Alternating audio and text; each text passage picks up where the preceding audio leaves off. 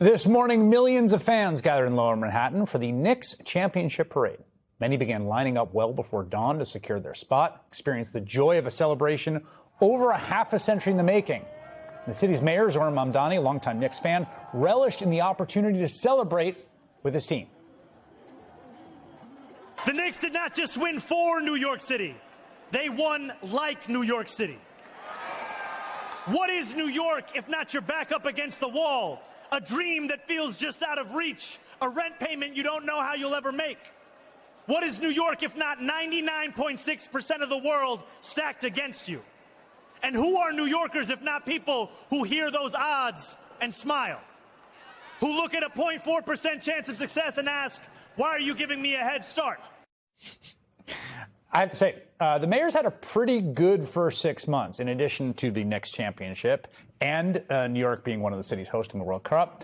Serious crime is down dramatically across the city. In fact, get this, murders and shootings are at their lowest recorded rate ever.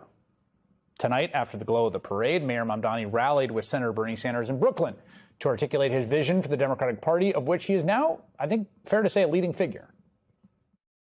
People often ask me what I think of the state of the Democratic Party. This slate here today is our answer.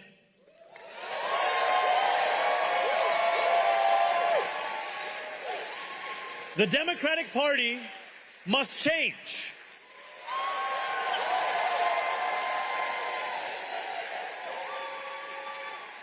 They tend to follow that question with another. Who do you want to run in 2028? Then they ask, when does the race for 2028 begin? It starts now. It starts on Tuesday. It starts when we reject a politics that believes in polls more than principles. It starts when we realize that politics, one that waits for political convenience, will never feel the urgency to address the people's inconvenience. To that end, Mamdani has endorsed a slate of candidates in primary challenges across the city who are either challenging incumbents or incumbent-backed candidates from their left. Tuesday's elections here in New York will be a first major test of Mamdani bringing that political capital to congressional races. New York City Mayor Zohran Mamdani joins me now. I was watching the footage of the parade today, and the thing I was thinking was, he looks like he's having fun, A. B, are you, you're stressed when there's a million people in Lower Manhattan and people are on scaffolding that, like, something's going to go wrong? It's got to be a very different experience because it's a big logistical undertaking to put something like that on when you're the mayor. Very much so. You're torn between your feeling as a New Yorker and your feeling as the mayor. You're picking up a T-shirt to throw and you see New Yorkers on top of scaffolds and you're like, I shouldn't reward this behavior. I think is the perennial struggle that we face. But I think, as you said, we saw what may have been the biggest parade in our city's history, and a lot of that is due to the fact that Knicks fans have been waiting for this for 53 years, and this team has electrified this city in a way that we just haven't seen before, and it was truly one of the best days of my life. James Dolan is the owner of the Knicks. He was up there. He seemed to be, like, very openly beefing with you and the NYPD during the finals. There were these sort of, like, passive-aggressive, even kind of not that passive-aggressive statements going back and forth. Today, after you gave his speech, he sort of made a crack about he's not a politician, he's not going to list everything. He didn't seem to want to take a picture with you when you gave him the key to the city. Are you guys cool? Would you say that you have active beef? Did you talk to him today at the parade? We've spoken both today as well as before, and I think what I appreciated about today is that we were able to work together to make this a day that New Yorkers were able to celebrate and experience, because this is something that people are going to hold on to for the rest of their lives, and I'm happy to work with anyone to make sure that that's possible for as many people as can be possible. You were just doing a rally with this slate of congressional candidates that you've endorsed and Bernie Sanders in Brooklyn.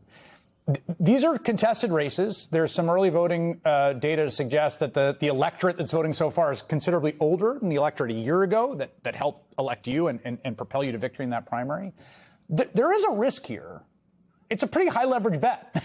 You've gone out on a limb. You didn't have to endorse in these races. You really didn't.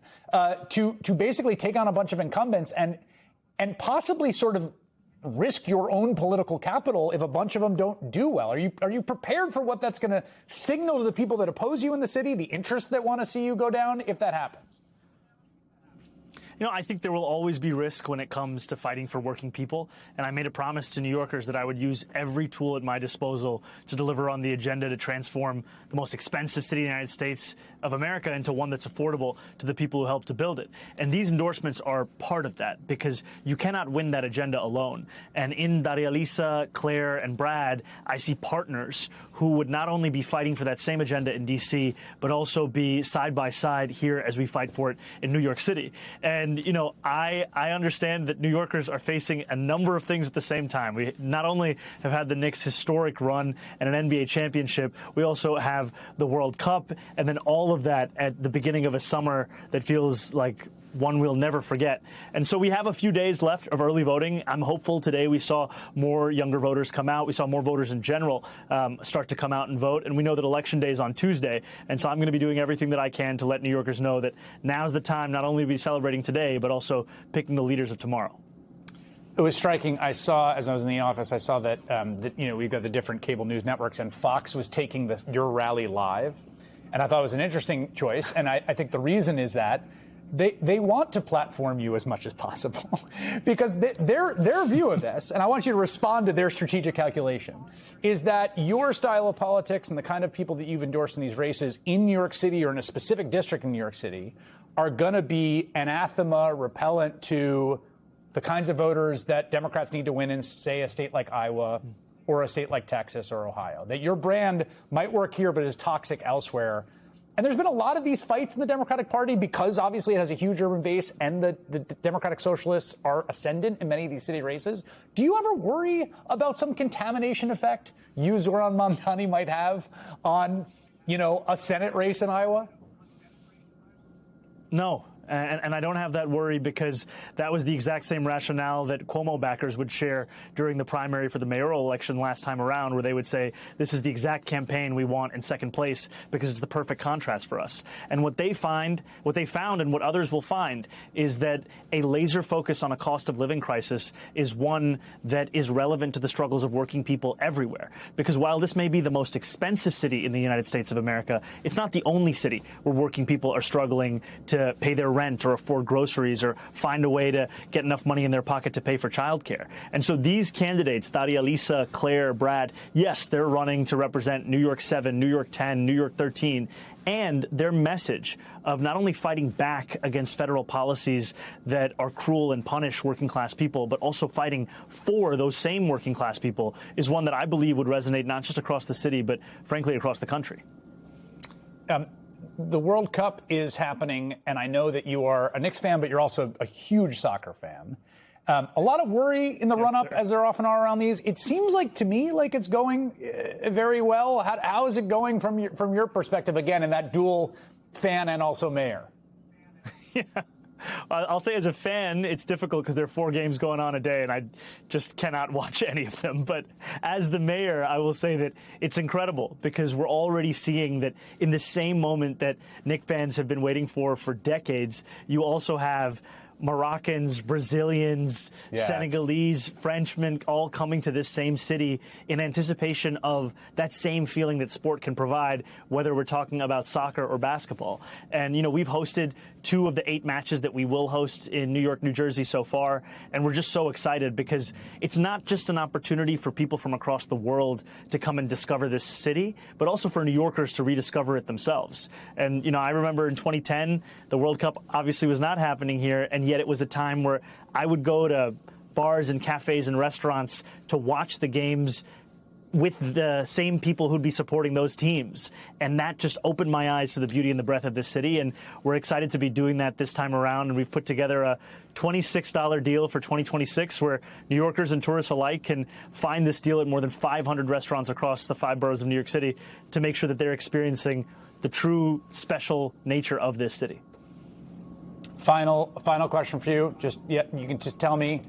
You did not endorse the New York 12. I think that's where you're registered to vote, because that's where Gracie Manchin is. Who are you voting for in that contested primary? I will be keeping that vote between myself, the ballot, and that beautiful pen that the Board of Elections gives every single one of us. But I will be voting soon. All right. New York City Mayor Zohran Mamdani, thank you. Good to talk to you. Thank you, my friend.